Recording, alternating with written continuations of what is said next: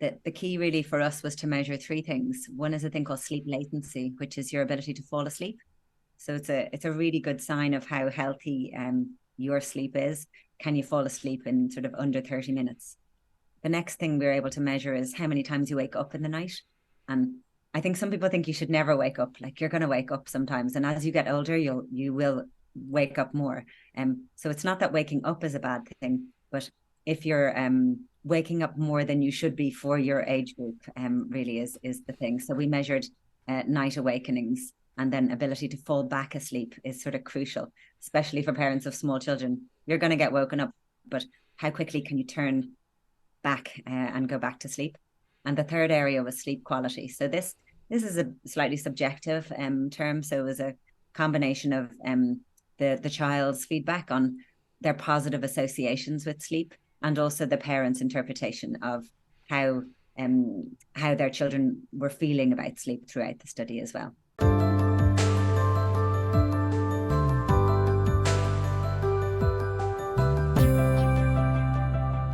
Well, I'm joined by founder of Siest Sleep, Sine Dunne. Very welcome to the podcast, Sine. You are fascinated by all things sleep. Indeed, you were discussing sleep in one of Ireland's national newspapers only last week, and that's where I found you. Before we come to your own story and your own background, why do you think so many of us are having sleep troubles these days? Because it literally touches everybody. Mm-hmm. It's a great question, and thank you for having me on today.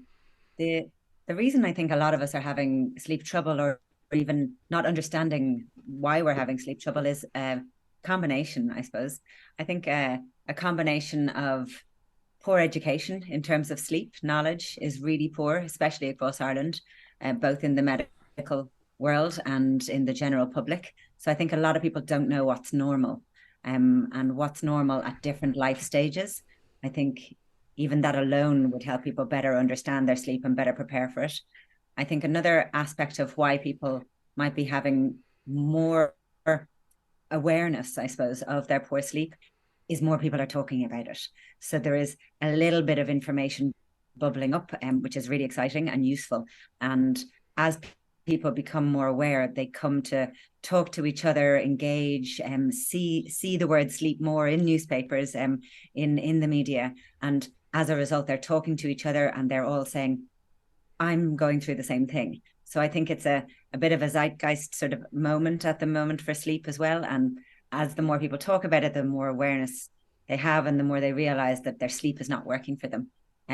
There's obviously the additional pressures of just being aware of everything that's going on in the world at the moment, and feeling nearly the responsibility of that. So I think the ability to quieten your mind, and to relax before sleep is getting harder, because there's just so much information being thrown at us every day. So I think it's a combination really of poor knowledge of what normal is, more people starting to talk about it, so you're thinking about it a little bit more, and then the sort of sense of everything whirring in your mind, and finding it harder to stop a racing mind as well. Well, certainly the conversation, I think, for me, when it comes to sleep, was prompted about 4 or 5 years ago, whenever I happened upon a brilliant book that I'll pop a link to it in the show notes for this episode. It's by a sleep expert by the name of Professor Matthew Walker, and the book is called Why We Sleep. And I actually started this podcast 3.5 years ago talking about that very book. It was arguably one of the best and most informative books on sleep and sleep troubles, etc., and sleep research that I think I had ever stumbled upon. And it's kind of percolated into other people's consciousness, and people who don't have any science interest or background have also read this book too. So I can highly recommend that book, where he talks about all of the sleep issues that people are having, why they're having them, and then the downsides then of not getting quality sleep. If we can talk about your own story before we go any further here, because you were one of those very many people who had sleep issues yourself. And can you explain to us exactly what your background was as far as your own sleep troubles were concerned? Yeah, of course. I think my story is quite a normal one. So I was leading a big sales team in Google, busy job. Our daughter was about 2, so you've got broken sleep a lot. And My husband working a lot as well. So just general stresses with life. And I realized I was probably only getting about 5 hours sleep.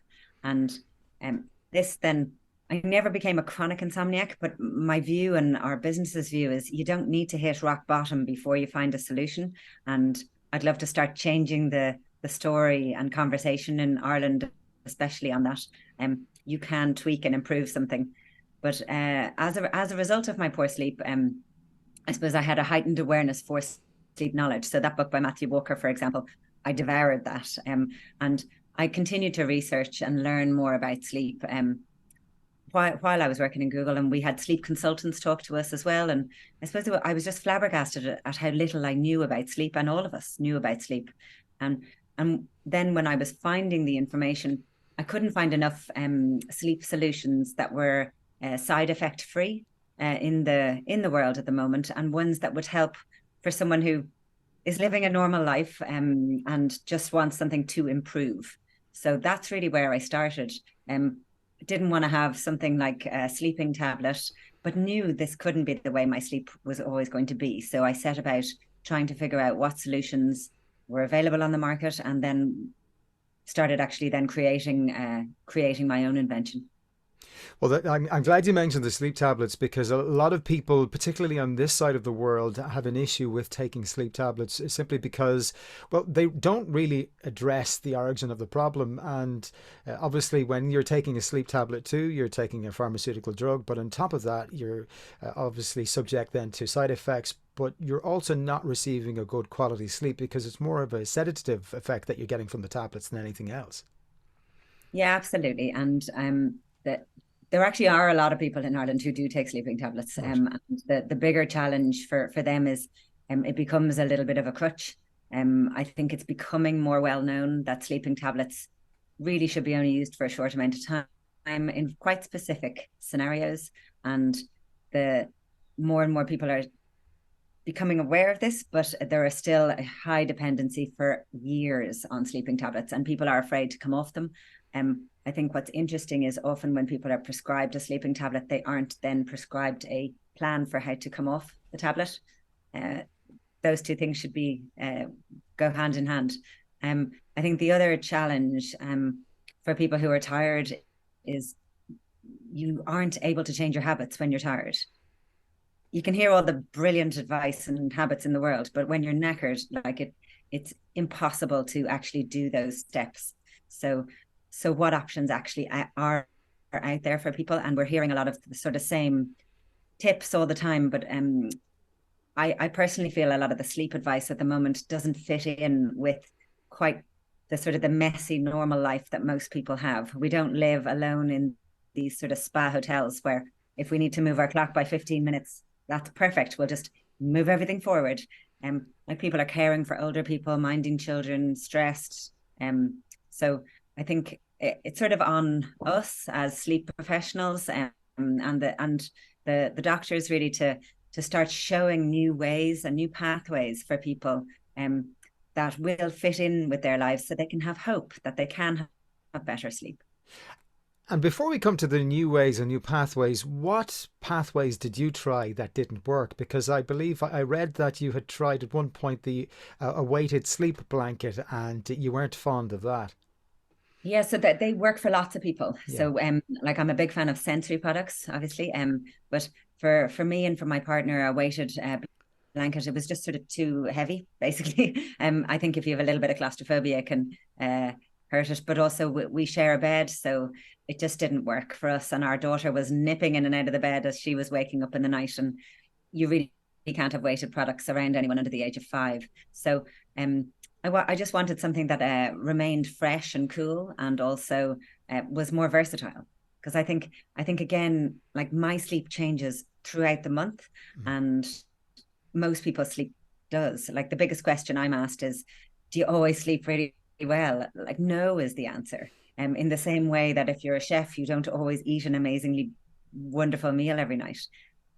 The difference is I have the tools and the techniques to both understand what's normal for me in my stage of life, and also then to help me go back to sleep if I need to. Okay, so you're working for Google and then you were having trouble sleeping at the time. You're working in a stressful job and you have a little child as well, and your husband is equally busy and equally stressed. And you then get a visit then from this sleep specialist, and that creates an epiphany for you. And that then prompted a transformation, even a career change for yourself. So, can Yeah. you tell us then about the steps then from that point onwards? Yeah, like I'm such a curious person. I love learning, and I also love making things quite easy for people to understand. So I love this idea that I can take some of the research that people have done, which often is only for the eyes of like a scientist to understand, and just making it more digestible. So the steps I took was literally just being online, researching, understanding, and then I started prototyping a product as well. Then I put my product into testing. But it wasn't until after I developed the product and actually was selling it that then I went back to college. So I went back to University of Oxford to upskill myself, but to learn from the best sleep scientists in the world. And I've been grateful to be able to do two of their medicine modules, so both in insomnia and circadian rhythm disorder. Normally, these again are sort of closed off for people like me. I have a sales and marketing background, but I was the only non-medical person there. I'm not trying to be a sleep consultant, but what I'm able to do now is I have the deep sleep knowledge from the best in the world, and my goal and our goal with our business is to then just start making sleep information more accessible for people, because there's amazing research being done at the moment, and it shouldn't just be held by a small few. Okay, so talk to me then because we're itching to talk about this. You have developed this product that helps people sleep better. Can you talk to us, particularly to people who aren't looking at this video? Can you describe exactly, and if you have the item, can you hold it up in front of you there, just to give us a sense of what the actual item itself involves and how it helps people sleep better? Yeah. So this is it here. So for those who can't see me, it's a weighted sleep product. We have a long and a short one, and it's one of the first medically recommended sleep tools that doesn't look medical. So it looks like something quite pretty. They're stripy. You place them on your bed as you would a decorative pillow. But the key for us is to have products that look lovely and feel nice so that you use them. So product adherence in the medical world is crucial because there's no point in having something that you don't use. So our products are weighted, made in Ireland and guaranteed Irish, but they help you sleep because you don't have to think about how they work. So they stay cool and fresh, and they can go between your knees. They won't go flat, so they help with pre and post knee and hip surgery. They're very versatile. So if you have a sore neck, you can place it under your neck. But the key really is to help stop a racing mind. So that's one of the biggest challenges. People try to think themselves to sleep. And I'm sure you've heard, like, you can't think yourself to be thirsty. You can't think yourself to be sleepy either. So we're really trying to encourage people to do is to get out of their mind. But again, if you're stressed and anxious, it's so hard to stop thinking. So the weight in this product does that for you. You don't have to do anything, which I love because I love things that just fit in, that don't require an awful lot of effort, and that are easy to use, easy to use. And the key to this and the sleep promoting element of this is a term called proprioception. Can you talk to us about the significance of this as far as the product is concerned? Yeah, it's quite a hard word to say, actually. I think I often stumble on it. So people might have heard of deep pressure therapy. So this is where you might place a weight on your chest, and weighted blankets work in this way. Um, Proprioception is that feeling of being grounded. So when you hug someone, or if you hold a small child, or hold a dog or a puppy, straight away you actually get out of your mind, and you start just being there in the moment. And that's what that weighted a weighted device helps you do, that feel grounded. And then, as far as, because I'm always interested in the science of things, then, and how can we confirm the efficacy of this product? And of course, you've worked in conjunction, I think, with Trinity College here in Dublin to prove the efficacy and to measure just how this works as far as helping people sleep better is concerned. Yeah, absolutely. So like I've not only am I super curious, but I love data. So having worked in Google as well, I love data, I love research. So I wanted to do the same for our products. And Enterprise Ireland gave us a grant, an innovation grant, to work with a third level institution, and Trinity were an amazing partner. So they ran an independent study with children with additional sensory needs.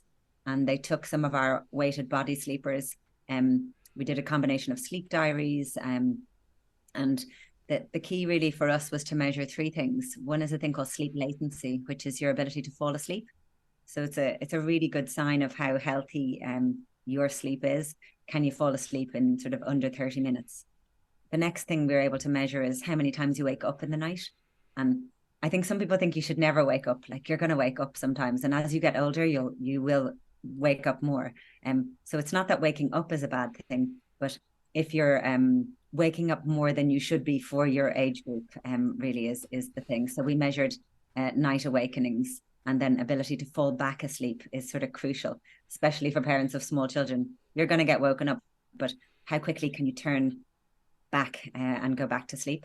And the third area was sleep quality. So this is a slightly subjective term. So it was a combination of the child's feedback on their positive associations with sleep, and also the parents' interpretation of how their children were feeling about sleep throughout the study as well. And I'm really proud to say, like, it was 131% sleep latency improvement. I think it was 66% reduced night awakenings, and then it was 100% sleep quality improvement. So these stats, look, that they actually rival like something called Sleepio, which I'm sure you're aware of. It's a wonderful cognitive behavioral therapy for insomnia app. It's actually free in a lot of places in the UK, and I would love to see it be free in Ireland. It's an amazing tool.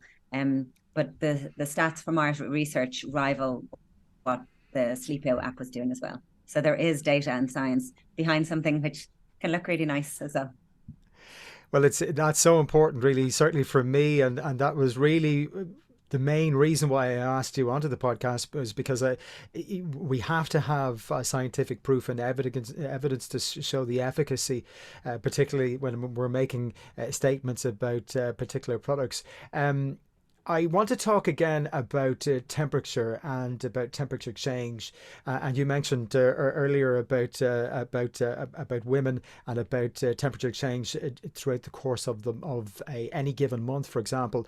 This would also appeal to, let's say, perimenopausal and menopausal women. Can you talk to us about how that would be the case? Yeah, absolutely. So children sleep hotter at night, and also peri and menopause. So at the same time, what I wanted was a solution that worked in a universal way. So I'd be in perimenopause now, and you get hot flushes or night sweats. So the last thing you need is something hot on you as well. But often people like to you want to feel comfort. So how do you balance those two? So a lot of time and thought went into the covers of our products. So what they are is lensing tencel. So tencel, much like silk, can have lots of different types and lots of different versions of quality. But this particular tencel is sustainably made and comes from Germany. So it's an amazing quality product. But the key to it is it's temperature regulating. So when you touch it first, it will feel fresh and quite cool, but it will quite quickly then just become not super cold, but it'll never get warm, and it'll always feel sort of like the underside of a pillow, that when you flip over a pillow. And this is so useful then as you sleep, because it helps you maintain the right temperature. You've probably heard a cooler, darker room is useful for sleep, and that's because it helps you sleep. And is it a case that the actual device itself helps to dissipate heat away from the body, so as the body maintains a comfortable temperature that you can sleep at? It doesn't get, so even if I'm really warm, it won't become really hot. It won't necessarily make me really cold. What it does do is help you, yeah, it helps you stay fresher and cooler. Okay, maintain your body temperature. Now, in the coming days in Ireland, certainly, and I know in elsewhere around the world, over the next few weeks, people will have to exchange their clocks, and I'm just wondering, what advice would you have for people, just in a general sense, when it comes to that time of the year, because it can cause an awful lot of disruption for people's sleep patterns, literally just moving their clock by 1 hour. 1 hour. What I sort of love about this time is it makes people think about sleep, which is brilliant because actually so many people don't even think about their sleep. And as a lot of clocks change automatically, people think about it less and less. So I love that people for two times of the year think about it. Um, so my personal view, and I think a view of an awful lot of sleep experts around the world and sleep professionals, is that we should stay at standard time. So I'm conscious that this particular video will be seen over the year. So yes, the autumn change is happening this weekend, which is the move from daylight saving to standard time. But the real focus is actually in spring, and the real sort of more heightened problems with our health happens in the springtime change. So what we're hoping is that this change from daylight saving to standard is one of the last times that it ever happens, and that people start recognizing the impact of just 1 hour on your sleep. It's the cumulative impact. So in spring, what happens is you lose for about 40 minutes sleep. You then go to sleep a lot later because the sun sets later. You don't get that melatonin trigger because it's getting darker later. And why does any of this matter? Well, it matters because you have to get up usually in the morning to go to school or go to work. So your sleeping time is becoming condensed. And actually, when we realign our clocks in spring, we align them in the wrong direction completely, especially for people in Ireland. So it's a definitely a topic that I'd love more people to be interested in. For this particular weekend, a lot of people will actually feel refreshed because there's an awful lot of people who use their weekends to catch up on sleep, and um, there's different viewpoints on that. But the people who do feel the need to catch up on sleep this weekend will actually feel more refreshed. For people who have small children, if they wake up at about 7 in the morning, they're going to wake up earlier. So for about 2 weeks, you'll have an early morning household. For people who have sort of morning insomnia, like waking up at about 5 a.m. and can't go back to sleep, it will be harder for them as well, this particular clock change, because as I said, it'll feel like 4 o'clock. And so that sort of social jet lag, or really being awake at times that don't suit your life, that'll be harder for people who naturally are waking up a little too early at the moment. Well, building on that, I found a fascinating and a scary fact online researching this particular interview. A Michigan study found that a 24% increase in heart attacks in the days after clocks move forward in springtime, compared with a 21% reduction in heart attacks in the days after the autumn change. So that really verifies what you say. But I didn't realize that a simple change of 1 hour in our clocks could have such lethal consequences for some Yeah, people. yeah, it is. Now I'm not a proponent of sort of the shock value of certain stats like that, because I think there'd be a lot of people who'd question some of the stuff. But it is known that in springtime there are higher numbers of car accidents, higher cardiac incidents, increase in mental health problems from suicides, etc. It is dramatically impactful on your body the week and even the few weeks after. So as an example of just how long it takes you to recalibrate, so I because I'm so obsessed with sleep, I've taught myself obviously to wake up without an alarm clock, and it will take me about 3 weeks to be able to wake up naturally at the right time from a clock change. Like that's how long it takes for 1 hour change. Like it's crazy how much it can impact you. So what I'd love for people to start doing is to start noticing their sleep no more. I'd love to hear less of the I only get 5 hours, but I power through and I'm grand. I'd love people to start prioritizing it as much as they prioritize buying leggings or lipstick. And I'd love to see them prioritizing it so much that it becomes one of the focuses of how you live your life. Okay, so Let's talk then about tips or advice that you would have generally when it comes to getting quality sleep, regardless of what time of the year it is. What should people be doing more of, and what should people be doing less of if they want to improve the quality of their sleep overall? Yeah, it's a great question. Like one of the things I say is I've really strong opinions, but they're often loosely held. And the reason I say that is like sleep knowledge is evolving so rapidly at the moment. There is more EU money being funded, like exceptional projects. Like Colin Espy in Oxford is such a leader in terms of the research that's been done. So what I mean by that is every year we're finding out things that we may have held really tightly a few years ago about sleep actually don't ring true anymore.